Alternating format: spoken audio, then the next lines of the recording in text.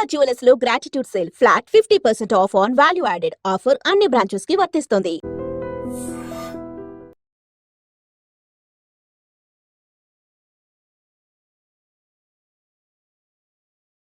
Election code కదా, మళ్ళీ నీకు ఏరియా తీసుకుంటాం, ఎందుకంటే నేను ఇచ్చిన పోస్టింగ్స్ కూడా కావవి, గతంలో ఇచ్చినటువంటి ఆఫీసర్స్ ఇచ్చిన పోస్టింగ్స్ అవి, మీరు మళ్ళీ ఇదే ఏరియాకి వస్తారని చెప్పారు ఆ రోజుల్లో సార్. చెప్పి నన్ను మళ్ళీ ఎలక్షన్స్ 1.5 year తర్వాత మున్సిపల్ ఎలక్షన్స్ కూడా అయిపోయేసరికి 2019, 2020 అన్ని ఎలక్షన్స్ అయిపోయాయి. మళ్ళీ నాకు ఈ ఏరియాకు అంటే మాదాపూర్ పోస్టింగ్ ఇద్దామనుకొని సార్ అది ఇవ్వలేని పరిస్థితిలో నార్సింగ్ పోలీస్ స్టేషన్ ఇచ్చాడు. నార్సింగ్ ఎస్హెచ్ఓగా దాదాపు 2 years కావచ్చింది, 20 months వరకు చేశాను. సిపి గారు ట్రాన్స్ఫర్ అయిపోయారు. అప్పటికి సిపి గారు సజ్జనార్ గారు ట్రాన్స్ఫర్ అయ్యారు, కొత్త సిపి గారు వచ్చారు. కొత్త సిపి గారు వచ్చిన తర్వాత నన్ను ఉంచలేకపోయారు. నైట్ 2 o'clock నాకు అక్కడ నుంచి ట్రాన్స్ఫర్ అయ్యారు. నార్సింగ్లో మీకు గుర్తుండిపోయే కేసు చెప్పండి. నార్సింగ్లో బాగా గుర్తుకున్నటువంటి కేసు ఏంటంటే, అది పెండింగ్ ట్రయల్ ఒకటి చెప్పాను కదా, అక్యూజ్డ్ పరారయ్యాడు, అవును, డబుల్ మర్డర్. అతను పట్టుకొచ్చి మళ్ళీ జైల్లో పెట్టి వారెంట్ ఎగ్జిక్యూట్ చేసి జైల్లో పెట్టి ట్రయల్ చేశాం. ట్రయల్ చేయడం వల్ల life until death number 1. Number 2, Dinesh Dharne అనే వ్యక్తి ఒక చిన్న పిల్లను 6 years గర్ల్ను రేప్ చేసి పంగల్ చీర్చేసి చంపేస్తాడు. ఆ కేసులో పగ్గడ్బందీ ట్రయల్ స్టేజ్లో పగ్గడ్బందీ సిస్టమేటిక్గా రెగ్యులర్గా కోర్టుకు పోయి విట్నెసెస్ను ప్రాపర్గా ప్రొడ్యూస్ చేసి ఎవిడెన్సెస్ను ప్రాపర్గా ప్రొడ్యూస్ చేసి ఆ కేసును గెలిపించడం వల్ల దాంట్లో డెత్ కన్విక్షన్ వచ్చింది, క్యాపిటల్ పనిష్మెంట్. సార్ వాడిని కోర్టుకి పంపకని ముందు మీరు తీసుకొచ్చి ఉంటారు కదా, మీ స్టేషన్లో ఉంచారు కదా, వాడికి ట్రీట్మెంట్ ఇచ్చారా? సైంటిఫిక్ ఎవిడెన్స్ కలెక్ట్ చేయడం అది కాదండి, పోలీస్ ట్రీట్మెంట్ వచ్చింది అంటే. ఇప్పుడు ఎలా ఉంటుందంటే అక్యూజ్డ్ విషయంలో ప్రొఫెషనల్ పోలీస్ ఆఫీసర్ ఎలా ఉంటాడంటే, అక్యూజ్డ్ గనక పోలీస్ ఆఫీసర్ కోరుకుంటున్న విధంగా పోలీస్ ఆఫీసర్కు ఉన్నటువంటి క్లూస్ ప్రాపర్గా క్లూస్కు ఇంట్రాగేషన్లో ఆన్సర్ ఇస్తున్నాడంటే ఆ పోలీస్ ఆఫీసర్ ఫిజికల్ ట్రీట్మెంట్ చేయడు, ఫిజికల్గా చేయరు. ఎందుకంటే కావాల్సినటువంటి క్లూస్ దొరుకుతున్నప్పుడు, కావాల్సినటువంటి రీజన్ క్లియర్ అవుతున్నప్పుడు నీడ్ ఏముంటుంది.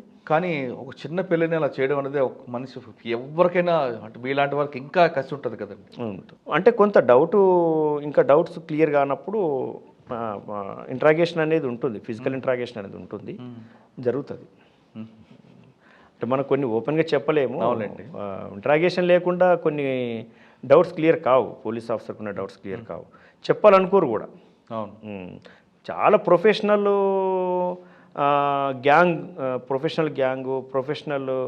అక్యూజ్ పర్సన్స్ కొంతమంది అదే మోడల్స్ మెయింటైన్ చేస్తున్న వాళ్ళు ఆ సమయంలో దెబ్బలు పడొద్దు అనుకుంటారు, ఫిజికల్ ఇంట్రాగేషన్ జరగొద్దు అనుకుంటారు, అన్నీ చెప్పేస్తారు, అరెస్ట్ అయ్యి వెళ్ళిపోతారు.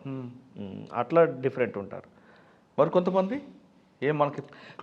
ఏంటంటే ఎంత కొట్టినా ఎంత ఇంట్రాగేట్ చేసినా చెప్పరు. అలాంటప్పుడు టైం ఎక్కువ తీసుకుని రకరకాల మెథడ్స్ అన్నీ ఫాలో చేస్తారు. అంటే ప్రొఫెషనల్ అఫెండర్ బెటర్ ఏమో దొరకడం. అంటే తొందరగా బ్రేక్ అయిపోతుంది, తొందరగా బెండ్ అయిపోతారు, తొందరగా రికవర్ అవుతుంది, తొందరగా మేడ్ అవుట్ అవుతుంది, కన్విక్షన్ వస్తుంది, జైలుకి వెళ్ళిపోతారు. అట్లా ఇట్లా కావద్దు అట్లా కావద్దు అనుకుంటాం, ఏదైనా జరగకూడదు అనుకుంటాం. ఓకే, జరిగిపోతున్నప్పుడు నార్సింగ్లో 2 సంవత్సరాలు, దాదాపు 2 సంవత్సరాలు 20 నెలల వరకు చేశాను. తర్వాత కొత్త సిపి గారు వచ్చారు. వారు నన్ను రాత్రి 12 గంటలకు ఒక ఇన్విటేషన్ లేని ఫంక్షన్ పిలిపించి ఆ ఫంక్షన్లో నా చేతులు ఆర్డర్ పెట్టి అక్కడ నుంచి పంపించేశారు. అదేంటి అంత ఘోరంగా? సార్ ఫస్ట్ మీకు చెప్తుంది ఏంట్లో అర్ధరాత్రి 12 గంటలకు నోటీస్ ఇచ్చి మీకు సస్పెండ్ చేశారు కదా, మరి కోర్టుకు వెళ్ళొచ్చు కదా మీరు? నేను ఇదే చేసింది ఇక్కడ న్యాయంగా ప్రాసెస్ ప్రకారంగా నేను డీటెయిల్ ఎక్స్ప్లెనేషన్ ఇవ్వడం జరిగింది. అప్పుడున్న సిపి గారికి డీటెయిల్గా ఇచ్చాను. డీటెయిల్గా ఇచ్చినప్పటికీ ఆఫీసర్ దృష్టిలో ఏముందో మాకు తెలియదు కాబట్టి డీటెయిల్ ఎక్స్ప్లెనేషన్ కూడా ఇగ్నోర్ చేసి పక్క పెట్టేశారు. నాకు ప్రమోషన్ వచ్చే సమయం ఏర్పడ్డది. నేను 1 సారి 2 సార్లు 3 సార్లు వెళ్ళడం జరిగింది. అయినప్పటికీ కూడా నిర్లక్ష్యం వహించడం, ఇగ్నోర్ చేయడం జరిగింది. అంటే కూడా వెళ్ళదా? అవకాశం ఇచ్చారు చెప్పుకోవడానికి, కానీ చెప్పింది పూర్తిగా వినిపించుకోవట్లేదు. ఎప్పుడైనా కానీ మనము ఎదుటి వాళ్ళు చెప్పింది పూర్తిగా వినాలి. విన్నప్పుడే మనము న్యాయం చేయడానికి అవకాశం ఉంటుంది. విన్నప్పుడు న్యాయం చేయడానికి అవకాశం ఎక్కడ ఉంటుంది? కోర్టు అనేదే పనిచేస్తుంది, వ్యక్తులు అనేదే పని చేయాలి, వ్యవస్థ అనేదే పని చేయాలి. వినాలి. వినప్పుడు మనకు కూడా చెప్పాలని అనిపిస్తుంటుంది. మనం చెప్తుంటే ఒక దిక్కు చెప్తుంటే ఒకవైపు కిందికి తలబెట్టి కిందికి విననట్టుగా ఏదో సొంతంగా పని చేసుకుంటుంటే ఇగ్నోర్ చేస్తుంటే ఏం చెప్పాలనిపిస్తుంది? చెప్పాలనిపించదు. అలాంటప్పుడు నేను చేసింది అదే పని. తప్పు చేసిన వాళ్ళ దగ్గరికి వెళ్ళి తప్పు చేయలేదని చెప్పుకోవాల్సిన అవసరం లేకుండా కోర్టుకు వెళ్ళాను. నేను వెళ్ళాను. కోర్టు రిట్ ఫైల్ చేశాను. కోర్టు రిట్ ఫైల్ చేసిన తర్వాత సుదీర్ఘంగా వాదనలు జరిగాయి. నేను ఇచ్చిన ఎక్స్ప్లెనేషనే నాకు అఫిడేవిట్ అయింది. అఫిడేవిట్ ప్రకారంగా కోర్టు పూర్తిగా పరిశీలించి నా మిస్కండక్ట్ లేనట్లుగా, నేను ఎటువంటి అవిధేయత నా దగ్గర లేనట్టుగా, నేను ఏం తప్పు చేయనట్టుగా నాకు జడ్జిమెంట్ ఫేవర్ వచ్చింది. ఆ జడ్జిమెంట్ ఫేవర్ రావడం వల్ల నాకు ప్రమోషన్ వచ్చింది. నాకు ప్రమోషన్ రావడం వల్ల నేను క్లీన్ చిట్తో బయటపడ్డాను. అంతేకాదు నాతో సస్పెండ్ అయినటువంటి లక్ష్మణ్ ఎస్ఐ కూడా దాంట్లో జడ్జిమెంట్ ద్వారా ఆయన కూడా బయటపడ్డాడు దాంట్లో. ఎస్.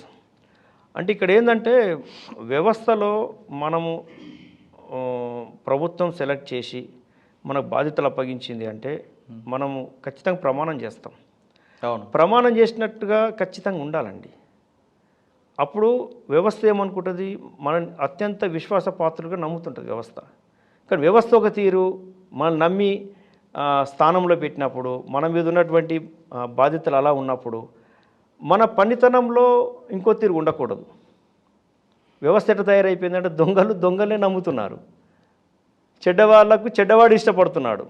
ఆ సమయంలో ఏం జరిగితే బాగుంటుంది, ముక్కుసూటిగా వెళ్ళే వ్యక్తి అవసరం లేదు, ప్రొఫెషనల్గా వెళ్ళే వ్యక్తి అవసరం లేదు, పనిమంతులు అవసరం లేదు, రియల్ పోలీస్ ఆఫీసర్ ఆ సమయంలో ఉండకూడదని కోరుకుంటారు కొంతమంది. సార్, రియల్ పోలీస్ అన్నారు కాబట్టి మీకు క్వశ్చన్ అంటే, సాధారణంగా మీరు అన్నట్లుగా యూనిఫామ్ వేసుకున్నప్పుడు మనం ఓట్ తీసుకుంటాం. ఆ ఓట్ ప్రకారం మనం రావాలి, రిటైర్ అయ్యే వరకు అదే ఓట్ ఉండాలి. కానీ కొంతమంది ఆఫీసర్లు ఫస్ట్ యూనిఫామ్ వేసుకోగానే అసలు టెరిఫిక్గా పనిచేస్తారు. క్రమేపీ ప్రమోషన్ వచ్చిన తర్వాత వాళ్ళ మార్పు ఎందుకు వస్తుంటుంది? అంటే ఒకటి బేసిక్లో మార్పు రాదు. పని చేయాలనుకున్న వ్యక్తి మొదట్లో ఎటువంటి లక్ష్యాన్ని పెట్టుకుంటాడో అదే లక్ష్యంతో. కానీ కొంతమంది ఆఫీసర్లు, మీకు ఎదురైన ఆఫీసర్లు, మీరు ఒక విక్టిమ్ అయిన ఆఫీసర్ కూడా గతంలో మంచి టాప్ ఆఫీసర్, కానీ తర్వాత ఎందుకు మార్పు వచ్చింది అనుకోవచ్చు? అది మీరు అన్నట్టుగానే చాలామంది అన్నారు. ఈవెన్ క్షేత్రస్థాయిలో బేసిక్ లెవెల్లో బాటమ్ లెవెల్లో పనిచేస్తున్న వ్యక్తి కూడా ఆ మార్పును గమనించారు.